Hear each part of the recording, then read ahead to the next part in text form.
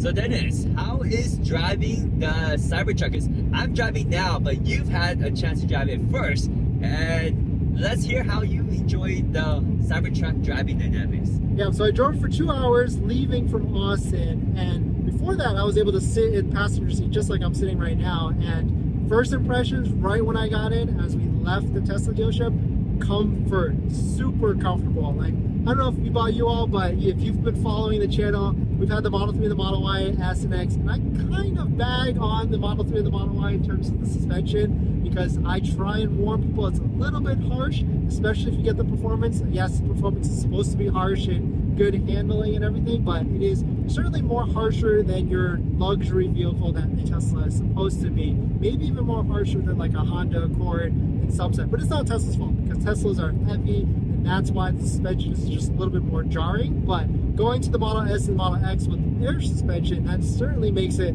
a ton more comfortable. But jumping from the S and X to the Cybertruck, it is probably about 50% more comfortable than the Model S and the Model X. And you feel it in the passenger seat, you certainly feel it in the driver's seat. A little bit of vibration on the steering wheel, which kind of adds a little bit to the comfortness, but I mean, you need that vibration to get the feedback from the road. But hands down, I would say 50% more comfortable than the Model S and the Model X, and maybe, I don't even know, 100% more? You can't even say that, right? We'll say 80% or something more comfortable than the Model 3 and the Model Y. What do you think? Yeah, so from my experience, I've owned the Model Y Performance for almost a year now, and when I bought it, it was instant regret, because I took it home and I test drove the Model Y Long Range, and it was comfortable, right? And then I took home the Model Y Performance, and it was bumpy and a little bit rough on the suspension. But I got used to it over time. It got the more sportier feel, and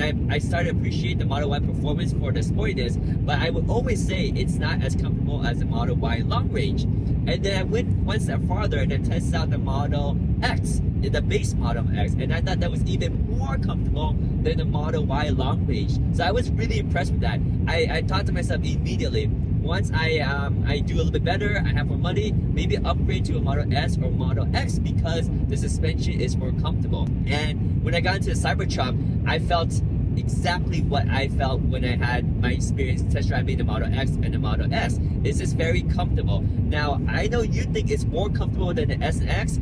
I don't have enough experience with the S or X yet, because that's not my daily driver. I only test drove it for a little bit, and I would say this is about as comfortable as the Model X for me. And that's a really good thing, because the Model S is more comfortable than the Model Y Long Range, and definitely more comfortable than the Model Y Performance. And it does have a little steering vibration, which is fine because I enjoy that dynamic. It feels connected to the road. So in terms of comfort, it's very, very comfortable. Yeah, and I think the one thing that's added to that comfort is the ride height. Oh, yeah. Now that we sit high, like Model 3 and Model Y are pretty low. Model S is definitely low as well, because it's a sedan, a sports sedan. Model X is kind of an illusion. People think it's a big SUV and it sits high, but it's actually about not as high as true SUVs. But the Cybertruck, actually a SUV, and actually rides high, or a truck. And you get that added level of visibility, which then just makes you feel more comfortable as you're driving around. Yep. Especially at night, as we are right now. Yeah. So that's about the comfort, right? But another aspect of the driving dynamics is the amazing steer-by-wire, right?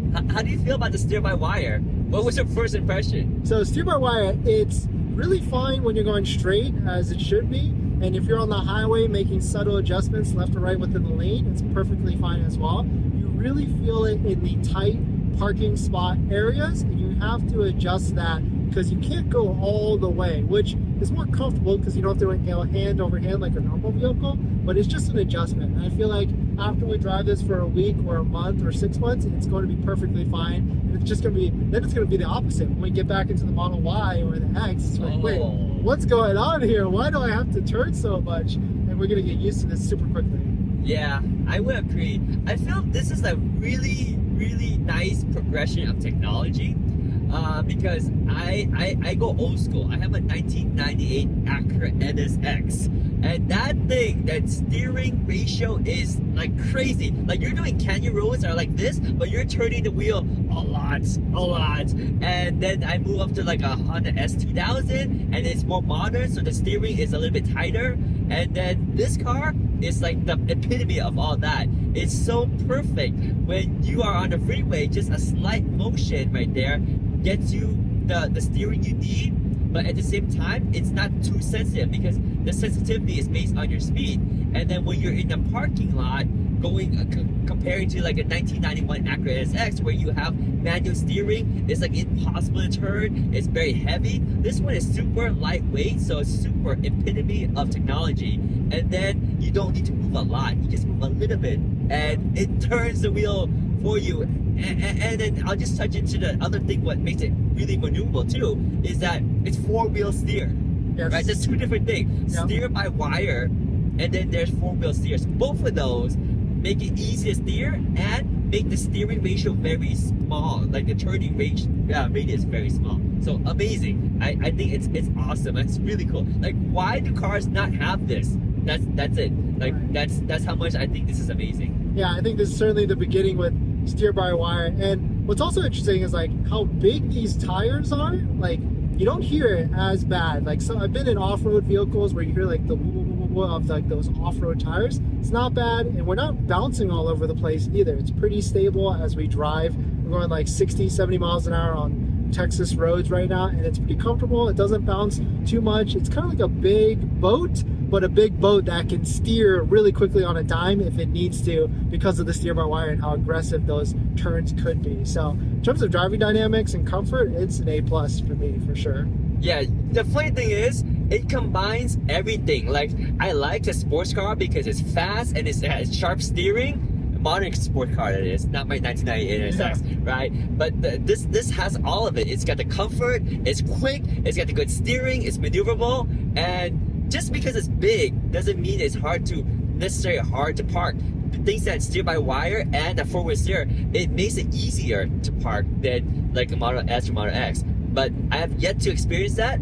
I can sense it, but more on that once I have more experience, because this is still day one of the Cybertruck, man. We're so excited we actually have our hands on the Cybertruck. But anything else you want to add to this topic here? No, I think we're good. We're going to learn a lot more. We'll do another video on day 2 or maybe day 5 where we're seeing like what are our impressions on all these different topics. So definitely hit that subscribe. Yeah, I think like watching the series will help people really decide if the Cybertruck's for them. And I'll be frank, I think it's not for everyone. I don't think so either. So keep watching, and we'll give you our honest opinion for where it actually matters. Don't buy a Cybertruck. Here's why. So we both agree. So let's break it down. So what's the first reason why that this is not so great of a purchase just for everybody? I would say the first one is price. I mean, it's certainly expensive, especially with the Foundation series at a 20K markup. Well, we'll call it a markup. I mean, you get accessories, you get packages and things like that, but it's basically a markup at the end of the day. And I mean, you gotta give it to Tesla. They want more profit, they can get it, and they keep sending Foundation emails out there, and a lot of people are giving them the money, so it makes sense. But prices have now hit a different high level that make it more expensive than any other Tesla, and kind of more expensive than a lot of trucks out there as well. And so that's kind of my feedback on pricing. What do you think? Oh no, I totally agree. I think price, like, there's a price for everything. Like, even if you can afford a $500,000 car, right? But you always want to find value, right? There's a reason why some people like to shop around, because there's a lot of joy in finding something that's really good and not spending a lot for, and that's value. And you get a lot of value with like the Model 3 and especially the Model Y because of the larger size, but still the great affordability of the Model Y. Like, of course, when you go to Model X and Model S, you get more luxury, but you don't get more value in that same ratio, right? It's like you pay like $40,000 more for like 5% or maybe 10% better value, right? More value. And then the Cybertruck is kind of even more so because it's more expensive than the Model X and Model S.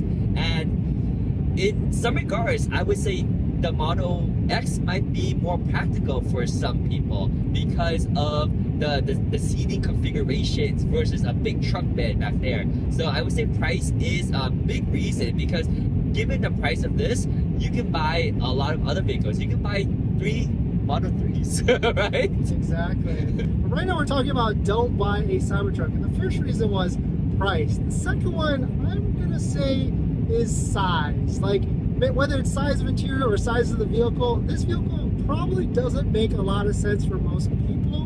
And the Model 3, the Model Y probably makes a ton of sense for most people. And maybe even the Model X, because of the price point, makes a lot of sense for people because of the interior, the spacious for families, and things like that. And so truck is a little bit of a weird one, but it certainly is a flex, we'll call it, with this truck. Because a lot of people, we know this, are not going to be using this truck for what it's actually for off-roading or hauling of things that need to be done, like that contractor need to do. And so I would say number 2 is the space and the size of the vehicle is, you don't really need it. Yeah, and not only do you don't really need it, it's kind of a burden because it's big. Trying to find parking and parking into entire space is more of a concern. When you park in those parking stalls, you gotta make sure you move all the way up, otherwise your tail is gonna be sticking out too much. And if you're in San Francisco trying to find a parking spot and you find one, good luck, because it might not fit your Cybertruck, right? So size is, I would agree, it makes it inconvenient for a lot of people unless they really want that flatbed as a contractor, or they just want to have a big vehicle for off-roading. But most people don't have that need. Right, and actually, don't get us wrong, we're both city boys, we live in California, and maybe that's why we don't care for the size as much, and we have to see how this is actually going to be when we get back. But certainly, maybe if you live in the suburbs and you do a lot of hauling or you do your own yard work and things like that, then this might make a lot more sense because of space and size. And like the big old Texas, this probably makes a ton of sense in Texas for the space. And that's who Elon and Tesla designed the truck for. Maybe they didn't exactly design the truck for us in mind, which kind of makes sense too. Yeah, they didn't design a truck for truckers though. It's just kind of, this is the controversial a little bit. It makes people that normally wouldn't like a truck, right? Because it's fast and it's a sporty truck that has great maneuverability and it has great turning ratios and all that. But yeah, the size is going to be a con, right? So I would agree. So price and size makes it 2 things that are kind of a thing on it, unless you need it, and then it's fine. The third point on why you should really consider and maybe not buy this truck is practicality. Like, I'm definitely not a truck person. I don't know about you. You tech, No. are you a truck person? No. And I think there was a poll out there that a lot of people that have Cybertruck Foundation orders are not truck people or have a truck. They've had a truck in the past. This is our first truck, and so certainly this is a different experience. It's a new learning thing, but Tesla has done a good job in getting people that I feel like aren't truck owners to get into it. And so that's why this might feel so weird to us, because the practicality of it is just different. And so we'll find use cases for it, and it's certainly going to be an exciting ownership process of this Cybertruck. Yeah, I would say the practicality is weird, agreed. Just because of the space in the bed, right? It has a huge truck bed. And is that practical for most people? If you're a trucker, then that's perfectly fine. You do construction worker, that's great. You can put your 4x6 or 4x8. 4x8 is, I don't know. I don't truck, right? But for somebody that's going to use this to do Costco runs, to go shopping with their spouse, right? To use it as an everyday car, to replace the Model Y, to replace the Model X. I feel that practicality is not there when compared to a Model Y or Model X, because that truck bed, although it has a lot of flat space, it's deep in versus vertical space. Whereas with Model Y or Model X, you can store things back there and you can kind of fill it up, and then you can close the hatch and you can fit a lot of stuff. Here you have a bed, so it's very deep. So if you want to put a lot of stuff, you gotta push it in, and then when you push it in, you gotta reach and take it out. So I find that inconvenient. And so unless I'm not understanding the utilization of a trucker for a daily soccer mom or average Joe, the practicality is it's still a truck, and the trucks aren't technically practical for most people, right? Right, and I think that's why this is an interesting product. It's going to convert a lot of people into truckers, or people that, because first off the bat, we talked about it in a couple of our other impression videos. Like, I love the space of the interior. I love the ride compared to any other Tesla vehicles. And I love the ride height as well with the visibility. So there's a lot of pros with this. And to figure out how this works in the daily life is going to be an interesting thing to work with the Cybertruck. Yeah, so definitely the reason why it's not right for everybody, but it's quite interesting. It's a very fun vehicle, and Tesla made it fast and maneuverable and very exciting and very unique. So it's kind of cool to have, but not so practical for everyone. Yeah. So the big question is right now, everybody's placing their foundation orders, or everybody locked in a $250 deposit or a $1,000 deposit. But can you actually afford a Cybertruck? We're going to talk a little bit about what you actually need to make to afford a Cybertruck. Does it even make any sense to pay that for a Cybertruck? And if you do, what kind of monthly payments are hypothetically realistic payments that you actually might be paying for a Cybertruck? What series truck do you have on order?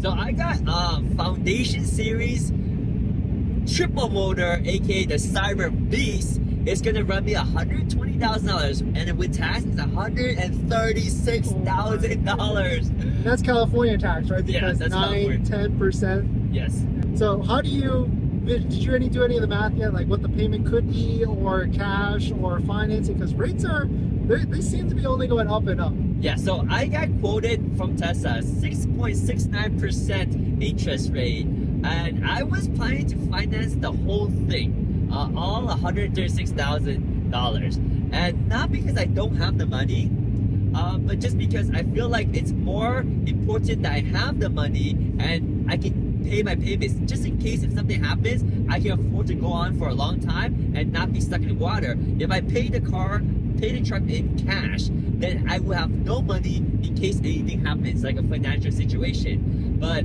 that's me. That's why I am going to suck it up. I'm going to be charged. I'm going to end up paying a lot more because I'm paying a 6.69% interest. That's a lot.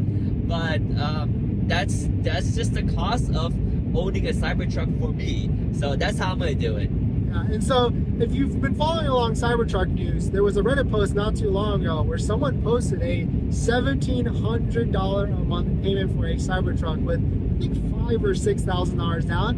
And that's basically it. If you're going to be buying a $100,000 vehicle, your payment, especially with today's interest rates, are going to be that high. I don't know when you got it pre-approved. Did they show you the payment? Because I don't think I've seen a Cyber Beast payment yet. Did they show you a payment? It's not important because the payment for me, I can pay off. Like, I don't mind the payments. I believe it was like $2,500 or something like that, right? Which is, I mean, it's not a small amount, but to me, it's not a big deal. I'd rather pay that than pay $136,000 off the start. So that's why I don't even remember, because I didn't care too much. Exactly. Yeah. And the second thing is, like, because these vehicles are so expensive, especially foundation, it's a different story when the Cybertrucks get to like the 60 to 70K level, but you're going to need a big down payment if you're looking to finance it. I think the people that are looking to be buying these Cybertrucks are either going to be paying all cash or putting massive down payments. When I mean massive down payments, I'm thinking 20, 30, 40, maybe even 50%, or just the whole thing and stroke a check for it. And so financing a vehicle at that caliber, you're going to need big money, and so,